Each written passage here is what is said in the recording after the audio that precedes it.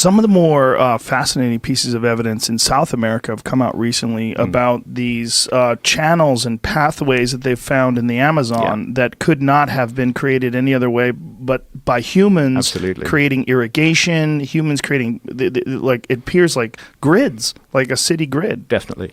The Amazon is a colossal mystery, and it's one of the subjects that I explore in depth in America before.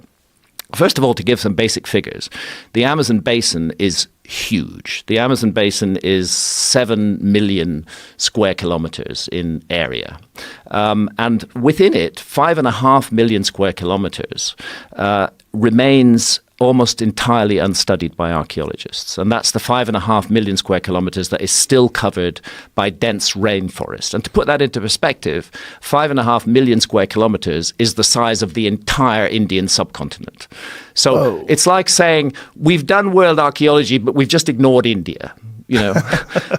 We've done world archaeology, but we've just ignored the Amazon. It's the same argument. 5.5 million square kilometers. The view was, again, there was a dogma. There was a preconception.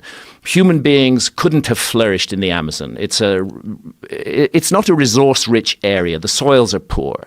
It's a difficult area, challenging to get to, very far from the Bering Straits. So the view was that humans hadn't entered the Amazon until about 1,000 years ago. And then gradually, little by little, that view has begun to change. And it's begun to change because of the tragic clearances of the Amazon, because the Amazon rainforest is literally being cut down and turned into soybean farms and cattle ranches. And in that cutting down process has emerged things that shouldn't be there at all. For example, evidence that large cities flourished in the Amazon, enormous cities, which were larger than there was a Spanish explorer who went down the Amazon River system in 1541 to 1542. He was the first European to cross the entire length of South America from west to east along the Amazon. He reported seeing incredible cities, advanced arts and crafts, millions of people, a thriving culture.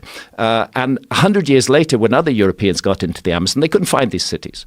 So they said, Francisco Orellana, that was his name, made it all up. It was just a fantasy. And then in the last decade, as the clearances of the Amazon have proceeded, we've begun to see the traces of those cities. What happened was that the Spaniards brought smallpox into the Amazon. Smallpox devastated the local population because there was no immunity to it. There was a massive die-off. The cities were deserted. Within 50 years, they were completely overgrown by the jungle, and that's why they were not seen by the explorers who came in 100 years later. But now the jungle's being cleared, those cities are emerging, and we can say that a city like London, which had a population of roughly 50,000 in the 16th century, there were cities of that size all over the Amazon. Wow. Huge numbers of them. And a possible total population of the Amazon that exceeded 20 million people. What? Yes, 20 million. This is the latest evidence from the Amazon. And then you ask yourself, how did they do that? How did they feed 20 million people in the Amazon? Because it's a fact, rainforest soils are poor. It's one of the reasons these soybean farms are a really stupid idea, because once you clear the rainforest, the land is largely unfertile and you can't grow stuff on it for very long. So how did they feed all these people? The answer was they invented a soil. And that soil has a name. It's called terra preta. Archaeologists refer to it as Amazonian dark earths or Amazonian black earth. It's a man-made soil.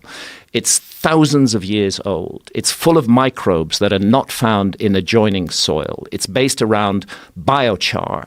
And you can take a handful of 8,000-year-old terra preta and you can add it to barren soil, and that soil will instantly become fertile. It's highly sought after in the Amazon, and it explains how they fed these people. There was science in the Amazon. How did they create this? Well, this is something that's not understood. It's still not understood by soil experts to this day as to how that was done, but it's one of many intriguing pieces of evidence of much higher development in the Amazon that it has been given credit for, and of a kind of science in the Amazon. Jamie's got an image of it up there. So this is it? This is terra preta, yeah. Exactly, wow. Exactly. And so was that done by burns? Did they use controlled burns? They did.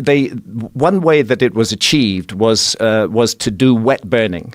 Of middens. They would be burned and smolder. They wouldn't burn fiercely, which just produces charcoal. They would burn and smolder, and that what is called biochar would result, and that's part of the fertility of the soil. But the mystery is the microbial content of this soil, which is completely different from the microbes in neighboring soils, and that remains unexplained. So, what are the theories? Composting, some sort of advanced composting? Yes, some sort of advanced composting. But again, what has not been explained is the microbial content of these soils. So there, first of all, is an issue of how two things: how large populations get fed in the Amazon, and evidence that there was a culture in the Amazon that was capable of manipulating the environment in such a way that it could support large populations with the invention of terra preta. Secondly, new evidence previously not recognized: the Amazon is basically a garden. The Amazon is a man-made rainforest.